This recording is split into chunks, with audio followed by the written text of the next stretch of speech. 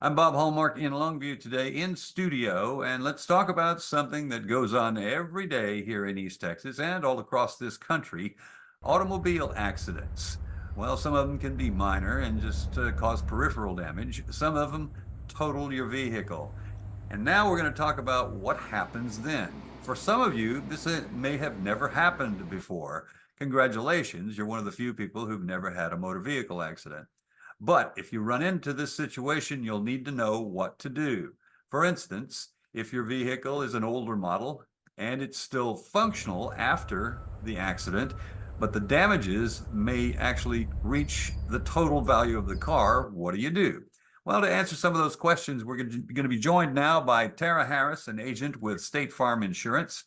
I guess the first question out of the box is if you find yourself, Tara, in this situation, what are some options and some advice you would give people, maybe if they're a first timer? So definitely want to talk with your insurance agent. They can help you.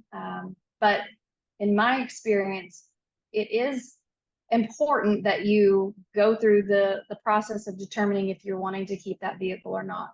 A lot of people, it is not an important thing. You know, they want to go ahead and get a new vehicle, so they're willing to take the check that is for the value of that vehicle at the total loss. And they use that to go to the next step to get a new vehicle, you know, a down payment or purchase for the next car. The problem is if you simply have an older vehicle and you didn't have a whole lot of damage, your car's still drivable, the opportunity is there if you needed to go ahead and use that money to repair your vehicle and keep it with, let's say, a salvage title. You're going to need to talk with your insurance company to make sure that they would still insure it with the salvage title before you proceed with that process. The claim handler should be able to help you with that. But you do need to recognize that you would still probably be responsible for, you know, the damages if they exceed the amount that claims would be paying out. Sabrina Brown with Cutter's Towing says you can't take too long if you want your vehicle back. There is a time limit. We send out a first certified letter to the owner, lien holder, you know, whoever's on it. After 15 days after that, after the first letter, we send a second one. Mm-hmm. And if they never claim it, never pick it up, it just rightfully becomes ours after 30 days after the second letter, and we get it out of here, do whatever we want to with it. Meantime, you know, it's just scrapped out, crushed, whatever.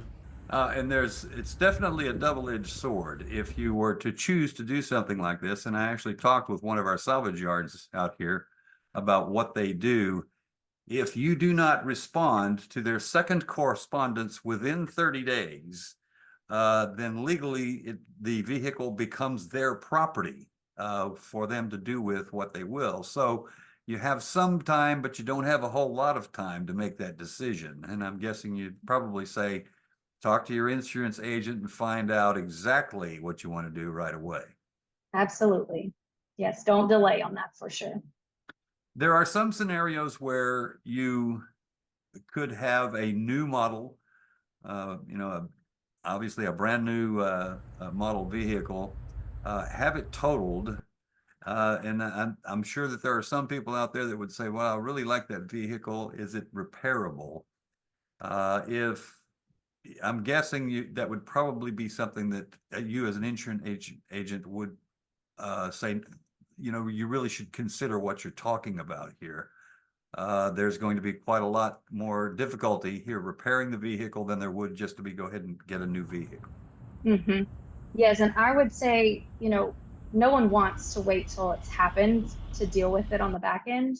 I would take the time, you know, before an accident happens and review your coverages, because there could be an instance of you have a brand new vehicle that you've taken off the lot and it has a lien on it, you know, you financed it, and maybe the value is not as much as what you've paid for it. You know, you may have paid more than it is valued at, and if you have an accident, there could be some gaps there that you definitely need to take into consideration.